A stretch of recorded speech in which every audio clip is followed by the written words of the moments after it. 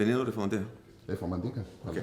fa rehefa vonony ndama dia rehefa ny fanapa-kevitro a dia tamin'ny volana jona taomity valobe fosiforo arivo no tapa-kevitra fa hoe andray an-tanana ny raharam-pirenena anao ny fanarenana ny Madagasikara satria izy koa tsy hoe nandeha fotsiny ohatr'izao fa nisy sokajin'olona maromaro izay nanangona sonia nangataka ny an'io fandraisana andraikitra eto amin'ny firenena io hitako fa tsy afaka mihitsy aho hoe hijanona amin'izao iravaravin-tanana manoloana ny zava-mitranga eto Madagasikara sy ny ainatsika ny tantarantsika hatramin'izay dia tsy afaka hiteny fotsiny aho hoe mampalahelo dia hijanona amin'izao fa tsy maintsy niraisina an-tanana ny raharaha ozo tenenan'izay dia izao tonga ny fotoana amadihana nyreny ny fiainany izay nyreny iranay nataony ireny izay mitantara ny fiainantsika teto Madagasikara hatramin'izay amadihana nyreny ireny ho fanasoavana ny malagasy amin'izao fotoana izao zay zany nanaovantsika ny ty atao hoe valibabeny ty zay le izy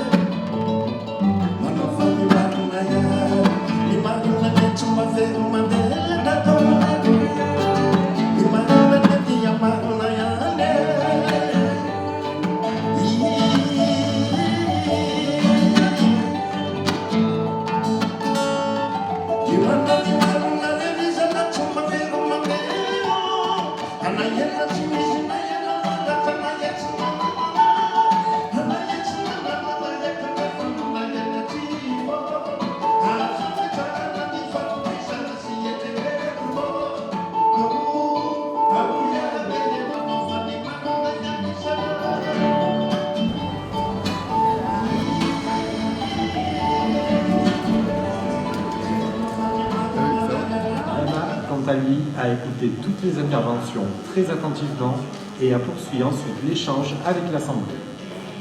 Avec une vision politique pleine d'images et poétique, comprenant un retour au racine.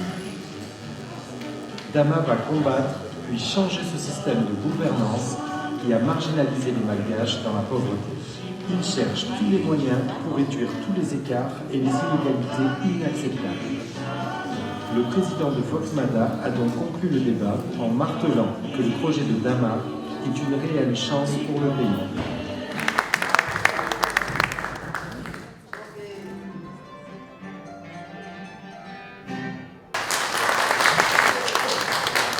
Après avoir chanté la vie des gens, que ce soit à la campagne, dans les villes, partout au Madagascar,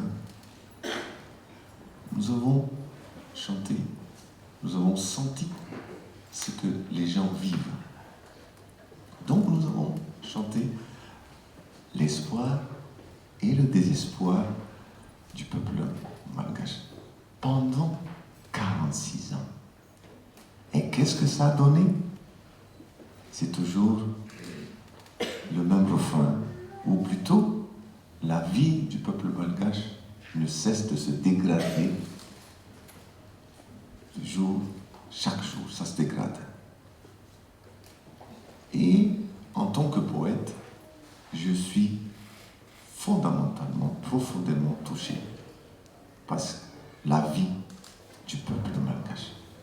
En janvier 2018, il y avait des groupes de gens qui sont venus de différentes régions qui sont venus avec des signatures.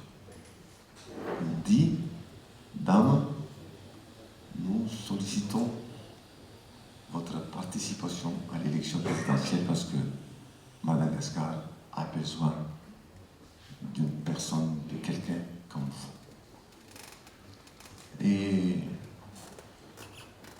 devant cette sollicitation, j'ai parlé à ma famille. Et ma fille a tout de suite dit, non papa, il ne faut pas s'aventurer. Tu es notre papa et tu risquerais d'être tué. C'est ça le mot de ce que ma fille a dit. Et mon garçon, il a dit, mon fils, il a dit, mais papa, mais c'est pas toi qui as toujours chanté la vie des gens à Madagascar. Et tu oses refuser leur demande. Donc on a fait un compromis. Et le compromis, c'est quoi? C'est que j'accepte de me présenter s'il y a des signatures qui me présentent. Donc c'est pour ça, en 30 janvier, 30 juin du mois passé, j'ai accepté parce que il y a des collègues, les signatures des gens m'ont poussé.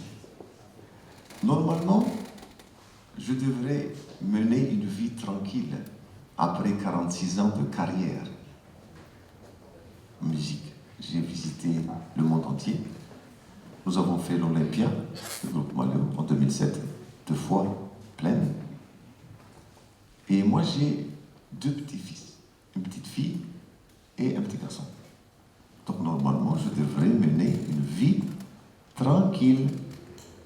Mais vu la situation qui prévaut en Madagascar, et je ne peux pas rester, je ne peux pas avoir la conscience tranquille. Je ne peux pas avoir la conscience tranquille.